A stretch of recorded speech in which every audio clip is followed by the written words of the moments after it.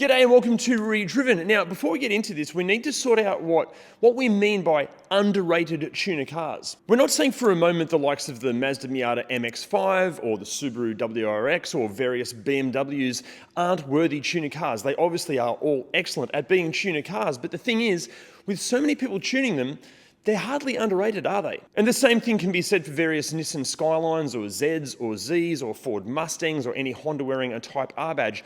All awesome, but just not underrated. We're talking about the cars that are readily available internationally that have loads of potential, yet hardly anyone tunes them. Look, what I'm trying to say is that before you go smashing into your keyboard or your phone going, what do you mean there's no Golf GTI or Golf R? You guys are idiots, you don't know what you're talking about.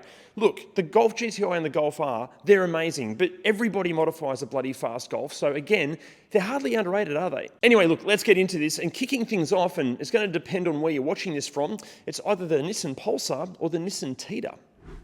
Now, the generation we're talking about is the 2013 to 2016 C12, and specifically those featuring the 1.6 litre turbocharged engine. Here in Australia, that's either the STS or the Triple S. Now, how on earth are these on this list? Well, look, firstly, one of the biggest criticisms of the Renault Clio RS of the same era, which we've reviewed just up here, is the fact that the dynamically superb Clio was never available with a manual transmission. But what does this little French hot hatch have to do with the Nissan? Well, while both the Pulsar/Tiida and Clio share pretty much the same 1.6 litre turbocharged engine, unlike the Renault, the Nissan is available with a 6-speed manual transmission. And when you can see the levels of performance Renault owners are extracting from their Clio RSs with just a few intelligent modifications, it's safe to assume that the Pulsar/Tiida is capable of the same. Only that it could arguably be even more fun because, let's face it, manual transmissions are just more fun. Plus, as very few people recognise the sheer potential lying beneath the underwhelming looks of the little Nissan, on the used market you can pick up some bargains. Our tip is to actually go for the more plain-looking STS over the body kit-laden Triple S, as thanks to the Triple S's overt body additions, it actually has a poorer power-to-weight ratio. Okay, dynamically, in standard form, the little Nissan is going to be left behind by the more obvious hot hatch contenders. But we're talking tuner cars here, so bin the standard suspension and fit some quality coilovers, sort the sway bars and the bushes out, fit some larger brakes behind lighter wheels wearing stickier rubber, and massage that engine with some breathing and ECU mods, and this thing could be an absolute firecracker. Just make sure you service and maintain it incredibly well, because otherwise, just like a firecracker, it might blow up. Okay, next up, and all too often overlooked thanks to its near twin under-the-skin sister from another mister, it's the Volvo C30. Powered by nearly the exact same engine as found in the very popular to tune Ford Focus ST, or XR5 Turbo as we call it here, and here's our full review video for that car just there. As I was saying before, rudely interrupting myself, powered by nearly the exact same engine as found in the Focus ST and to a lesser modified extent, the Mark II Focus RS, the funky looking Volvo actually has a superior power to weight ratio over the ST. Despite the grunt to girth advantage, dynamics-wise the C30 in standard form has been set up to offer more of a luxury feel over the ST's blatant performance characteristics. But again guys, we're talking tuner cars here.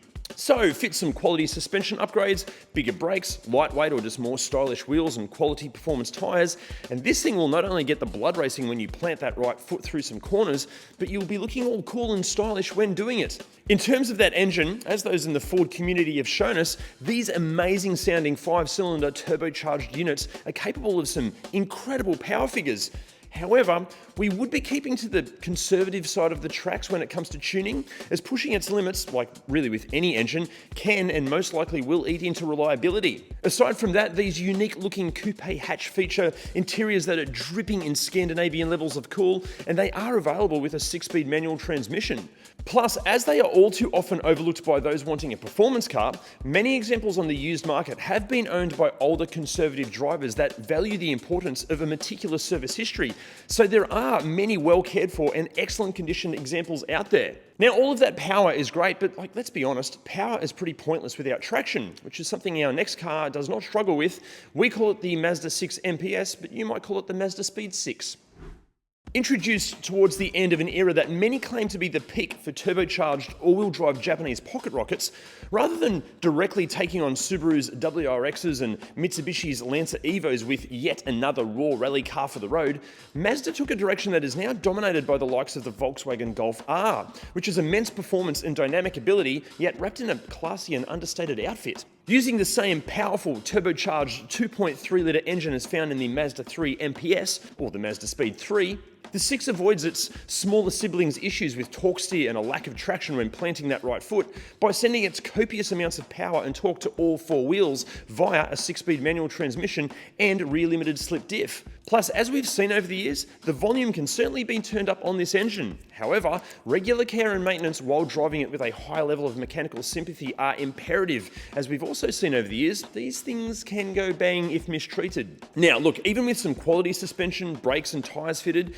don't for a moment think that the 6 is going to match the likes of an Evo or WRX dynamically. It was never intended to do that, and honestly, it's just simply too heavy to compete at their level. Even in terms of tuning, the Mitsubishi and Subaru were designed to be abused on rally stages, so mechanically, they thrive when being pushed to the limit. But the 6 is a road car. It simply won't be as mechanically robust because it never needed to be. Evos and WRXs are basically outright performance cars that just happen to offer some daily driving skills.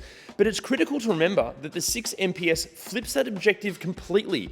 It was designed to be a great daily driver that has some excellent performance abilities. And with the right tuning, look, yes, those abilities, they can certainly be amplified. And with the classy set of rims fitted and maybe a little bit of a drop in the ride height, can seriously offer a great driving experience while looking very, very cool. Just be aware of what this car is in the first place, and that's not being a rally car. Also, if anyone out there owns a Mazda 6 MPS and you live in Sydney or Newcastle or somewhere close by and you'd be happy for us to feature it on ReDriven, can you let us know in the comments or message us on Instagram, because we would love to feature one. Okay, so next up, we feel like this next car is one of the best kept secrets out there. It's the Kia Proceed GT.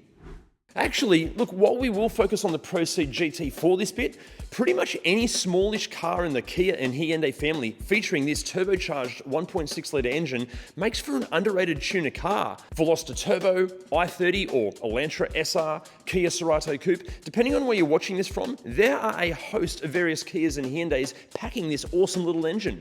However, the standout for us is the hugely underrated Proceed GT. Firstly, just look at it. This sexy little 3-door hatch coupe thing looks this good because it was designed by former Audi design boss Peter Schreier. So as attractive as it is even in standard form, fits some stylish Euro or JDM looking wheels, and it steps up the looks a few more notches. Secondly, the Proceed GT features a multi-link rear suspension setup, so bolting in some quality performance components will have the little Kia cornering like its life depends on it. Thirdly, the engine. Now, the tuning scene for South Korean cars is still very much in its infancy. However, serious gains can be made with this power plant, and the majority of owners of tuned examples are seeing excellent reliability. Look, like any car, if it is abused or thrashed, it will have a mechanical tantrum, but as we're seeing more and more at track days and at various race events, when tuned correctly and driven with mechanical sympathy, these things are weapons, and they can be bulletproof ones at that. Now guys, before we get to our final pick, if you're enjoying this video and enjoying ReDriven in general, can you throw us a bit of a like, a subscribe, and hit the bell button as well? Because honestly, doing all those things, it supports the channel, it allows us to make more of these videos for you. That'd be awesome. Okay, taking this list out, and look, apologies if you didn't receive this car in your local market, because my God, you missed out. It's the Audi S1. So look, unless you've been living under a rock, it's no secret that Volkswagen, Audi, Seat and Skoda's EA888 2-litre turbo 4-cylinder in any form is capable of some truly mind-boggling power figures when tuned to the extreme.